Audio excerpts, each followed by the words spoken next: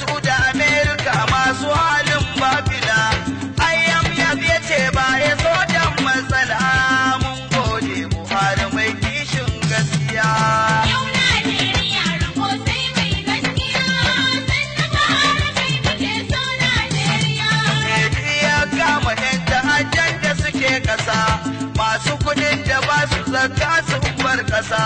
Ta tuna lokacin tattali ya bunƙasa. Kowa yadda su a faɗi